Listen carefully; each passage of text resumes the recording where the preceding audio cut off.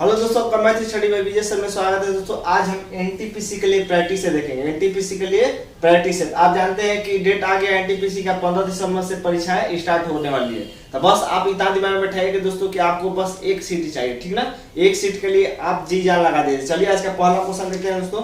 आज का पहला क्वेश्चन है, यदि आप 4 किलोमीटर प्रति घंटे की गति से चलते हैं तो आप अपने स्कूल 5 मिनट देरी से पहुंचते हैं। मान लीजिए कि ये निर्धारित समय है 5 मिनट देरी से, 5 मिनट देरी से 5 मिनट देरी से पहुंचते हैं।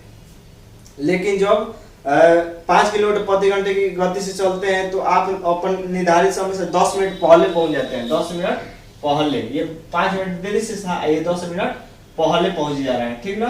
तो अब कह रहा है पहुंच जाते हैं तो आपके घर से आपके स्कूल की दूरी पूछा है। तो देखिए दोस्तों यहाँ पर कुल कितना समय लग जा रहा है। देखिए 10 और 5 15 मिनट, कितना 15 मिनट। इसको घंटा में चेंज कर दिए क्योंकि हमारा क्या दिया है, चाल दिया है किलोमीटर प्रति घंटा में। तो 15 मिनट को 15 बटा 60 कर दीजिएगा तो क्या हो जाएगा, घंटा। यानी 15 चौके 60 यानी 1/4 घंटा। तब देखिए दोस्तों चाल और समय क्या होता है, आपस में व्युत्क्रमानुपाती होते हैं। तो चाल कितना दिया है, अगर चाल जा रहा है 4 किलोमीटर प्रति घंटे की चाल से, ठीक ना, तो 5 मिनट देरी हो जा रहा है। अब 5 किलोमीटर प्रति घंटे की चाल से जा रहा है तो 10 मिनट पहले पहुंच जा रहा है। तो ये चाल का रेशियो हो गया। तो समय का रेशियो क्या हो जाएगा, दोनों का उल्टा होता है। यानी चाल अगर 4 5 है तो समय हो जाएगा 5 4, ठीक ना, 5 4। तो अब देखिए यहाँ पर कितने का डिफरेंस है, 1 का। यानी ये किलोमीटर प्रति घंटा में है, ये भी किलोमीटर प्रति घंटा में। तो यहाँ पर 1 का जगह यानी 1 यूनिट का मान कितना, 1 यूनिट का मान 1/4, ठीक। यहाँ पर 15 का था तो 1 यूनिट का मान 1/4 घंटा। तो अब यहाँ पर कितने घंटा निकालना है, 5 घंटा निकाल लीजिए। 1 का मान उतना तो 5 का निकाल लीजिए, ये 4 का निकाल लीजिए। तो 5 यूनिट का मान कितना हो जाएगा, 1/4 गुणे 5, ये घंटा में हो जाएगा। तो इसका मतलब कि आ गया 5/4 घंटा। इसका मान कितना आ गया, 5/4 घंटा। हमसे पूछा है दूरी निकाल लीजिए। तो दूरी बराबर क्या होता है, दूरी बराबर होता है 4 गुणे समय। तो 4 कितना दिया है, 4, और गुणे समय कितना दिया है, 5/4। तो 4 से 4 खत्म, यानी 5 किलोमीटर। आप यहाँ से 4 से भी कर सकते थे दोस्तों। तो ये आपको समझ में आया होगा। तो चलिए नेक्स्ट क्वेश्चन देखते हैं दोस्तों।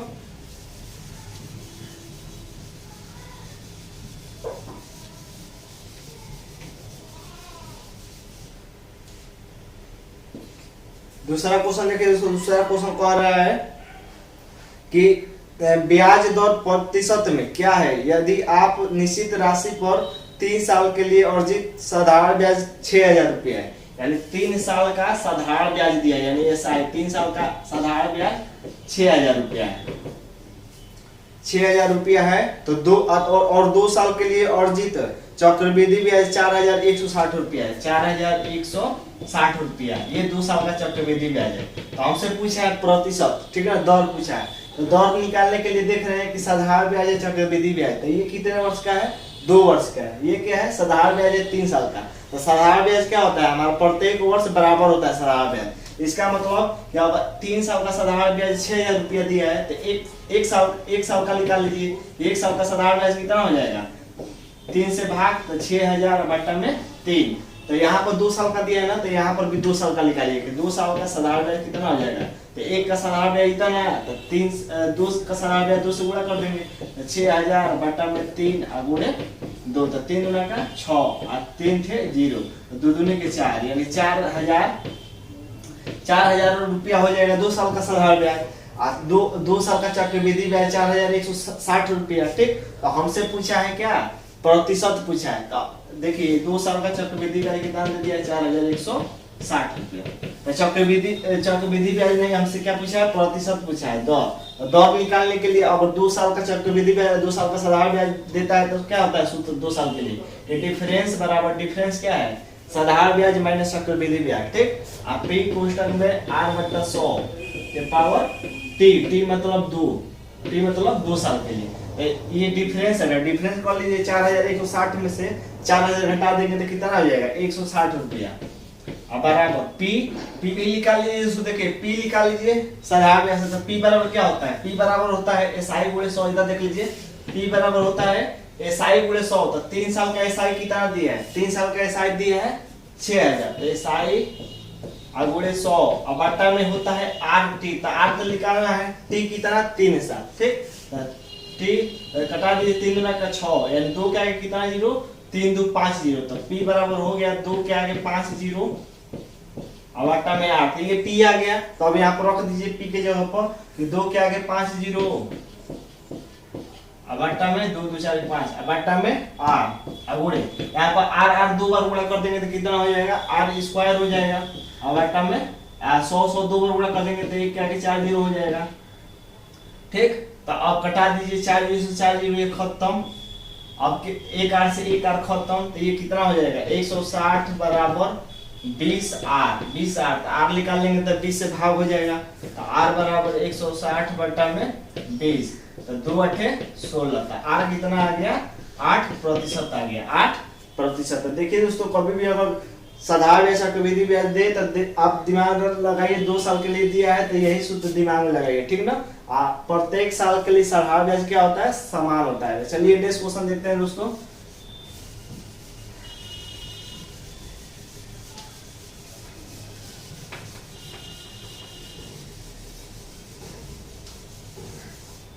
नेक्स्ट क्वेश्चन देखिए दोस्तों, तीसरा क्वेश्चन कह रहा है, तो नेक्स्ट क्वेश्चन ये है दोस्तों। नेक्स्ट क्वेश्चन तो चलिए इसको करते हैं। देखिए सबसे पहले ब्रैकेट करते हैं, वर्ड मास के नियम में सबसे पहले ब्रैकेट करेंगे। ब्रैकेट में सबसे पहले आप किया जाता है, तो आप करेंगे तो आप करने से पहले इसको भील में कर लीजिए, ठीक ना, पाठ्यक्रम में।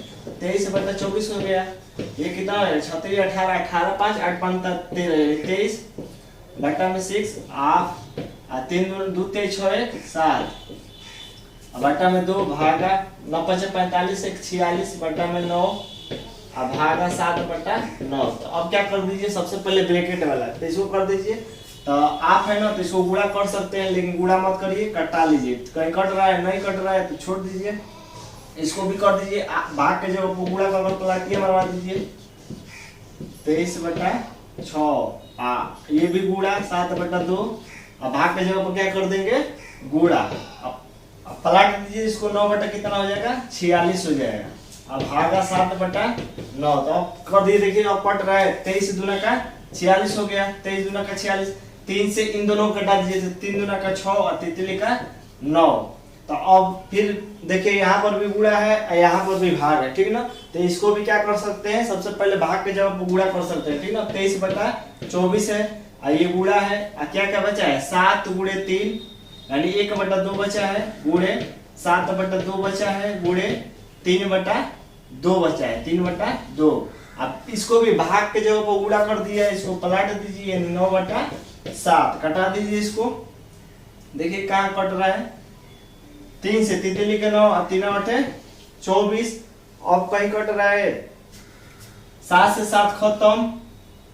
यहाँ पे देखिए दोस्तों ये क्या है 54 है, मैंने क्या लिख लिया है 24, तो ये 54 और ये भी 54। इसको 3 से कटाया था तो इसको 3 से मत कटा दिए, कटा दिए 9 छके 54, ठीक। अब इसको फिर 3 से कटा दिए 3 दूना का 6, तो क्या क्या बचा अब ऊपर बच गया केवल 23।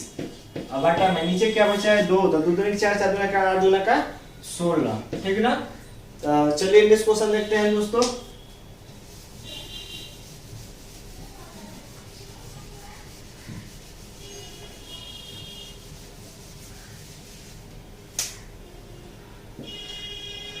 चौथा क्वेश्चन देखिए दोस्तों। चौथा क्वेश्चन कह रहे हैं कि x और y के वर्तमान आयु का अनुपात 500:9 था। 6 वर्ष पहले उनकी आयु का अनुपात 3:7 था, तो वर्तमान से 5 वर्ष के बाद x और y, यानी देखिए दोस्तों x और y है उनकी वर्तमान आयु का अनुपात दिया है 500:9, 500:9 दिया है, ये x है ये y है। और फिर कह रहा है कि 6 वर्ष पहले उनकी आयु का अनुपात, तो 3:7 है, 6 वर्ष पहले ये 6 वर्ष पहले। तो आप देखिए दोस्तों यहाँ पर कितने का डिफरेंस है 9 में से 5 घटाएंगे 4, यहाँ का पर भी कितने का डिफरेंस है 7 में से 3 घटाएंगे 4, इसका मतलब कि डिफरेंस है। तो यहाँ पर देख लीजिए डिफरेंस 6 वर्ष पहले कह रहा है ना, इसका मतलब कि 9 में से 7 घटा 2 यानी 2 यूनिट बराबर 6 वर्ष पहले यानी 6, ठीक। तो 1 यूनिट बराबर कितना हो जाएगा 6/2 यानी 2 3 6, तो 1 यूनिट का मान 3 आ गया। तो यहाँ से 9 यूनिट का मान निकाल लीजिए तो कितना हो जाएगा एक मान लीजिए एक वस्तु का दाम 3 रुपया, तो 9 वस्तु का दाम 3 9 27 रुपया, ठीक ना। और एक वस्तु का दाम 3 रुपया, तो 5 वस्तु के बाद यानी 3 पचे 15 रुपया। इसका मतलब कि x की आयु हो गई 15 वर्ष और y की आयु हो गई 27 वर्ष। तो अब फिर कह रहा है कि 5 वर्ष बाद उनकी आयु का अनुपात क्या होगा। तो अनुपात निकाल लीजिए। x की कितनी है 15 है और y की कितनी है 27 है। तो 5 वर्ष बाद कह रहा है तो 5 वर्ष दोनों में जोड़ दीजिए। 15 5 20 बट्टा में 27 5 32। फिर कटा दीजिए इसको 4 से कटा दीजिए, 4 5 20 4 8 32 यानी 5:8 हो जाएगा 5 वर्ष बाद उनकी आयु का अनुपात। चलिए नेक्स्ट क्वेश्चन देखते हैं दोस्तों। इसको समझ में आया होगा। चलिए नेक्स्ट क्वेश्चन देखते हैं 5 नंबर। नेक्स्ट क्वेश्चन है दोस्तों कि यदि दो वर्गों के विकर्णों का अनुपात 7 संबंध 5 है तो उनके क्षेत्रफल का अनुपात। देखिए दोस्तों आप इसको जल्दी से किस तरह करिएगा। जैसे मान लीजिए विकर्ण, वर्ग का विकर्ण होता है तो विकर्ण का मतलब विकर्ण का मात्रा क्या होगा मीटर ही होगा। क्या होगा मीटर होगा। और क्षेत्रफल का मात्रा क्या होता है मीटर स्क्वायर होता है। इसका मतलब दोस्तों कि अगर वर्ग के विकर्ण दिया रहेगा और उसका वर्ग कर देंगे तो क्षेत्रफल आ जाएगा, ठीक ना। तो इसका मतलब कि वर्ग के विकर्ण का अनुपात दिया है 7 संबंध 5 दिया है। ये 7 संबंध 5, ठीक। विकर्ण मतलब मीटर, ठीक। अब इसका क्षेत्रफल पूछा है तो तो क्या कर देंगे इसी को वर्ग कर दीजिए। देखिए कितना जल्दी से हो जाएगा। तो इसका वर्ग कर देंगे तो 7 का वर्ग 49 और 5 का वर्ग 25। तो देखिए कितना जल्दी हो जाएगा। तो चलिए नेक्स्ट क्वेश्चन देखते हैं दोस्तों 6 नंबर।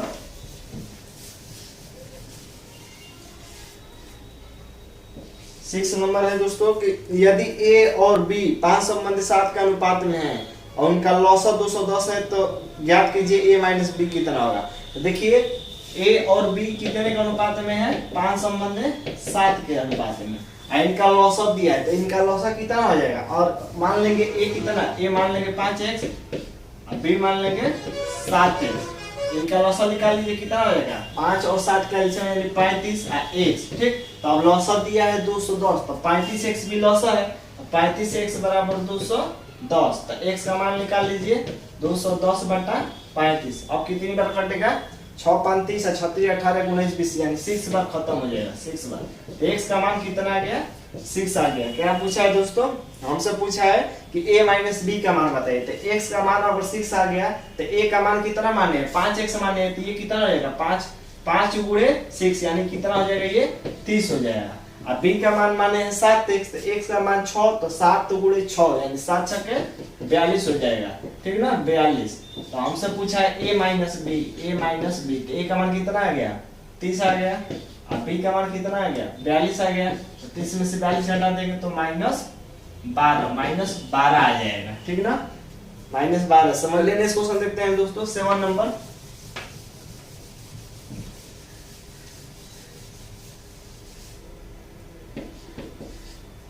तो 7 नंबर है दोस्तों यश और टी किसी कार्य को 50 दिन में पूरा कर सकता है, ठीक ना।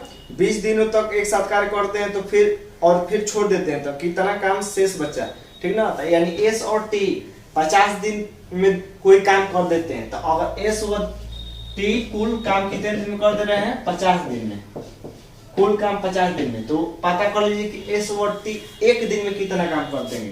तो एस और टी का एक दिन का काम कितना हो जाएगा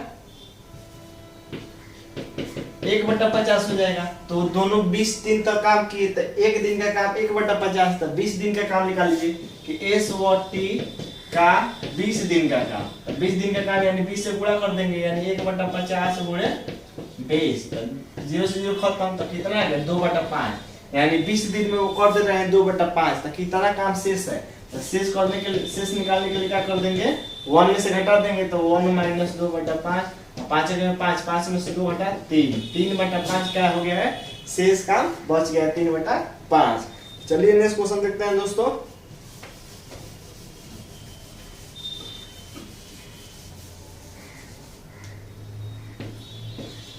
नेक्स्ट क्वेश्चन है कि 1 2 10 18 1 2 10 18 और 3 17 19 3 17 19 या क्या पूछा है, एवरेज पूछा है, ठीक ना, औसत पूछा है। तो औसत बराबर क्या होता है दोस्तों, औसत बराबर होता है कुल संख्याओं का योगफल बटा कुल संख्या। तो कुल संख्याओं को जोड़ दीजिए, तो देखिए 10 ये 10 हो गया, फिर 18 2 ये 20 हो गया, और फिर 17 3 ये 20 हो गया, तो 20 अब 20 40, 40 1 50, 50 60 और 9 इसमें 70, ठीक ना। तो औसत बराबर कुल संख्याओं का योग यानी 70 आ रहा है सब जोड़ने पर। कुल कितनी संख्या है, 2 2 4 2 6 7 है, तो 7 से क्या कर देंगे, भाग दे देंगे, 7 दाम में 70। तो औसत कितना आ गया, 10 आ गया, औसत 10 आ गया दोस्तों। तो चलिए नेक्स्ट क्वेश्चन देखते हैं।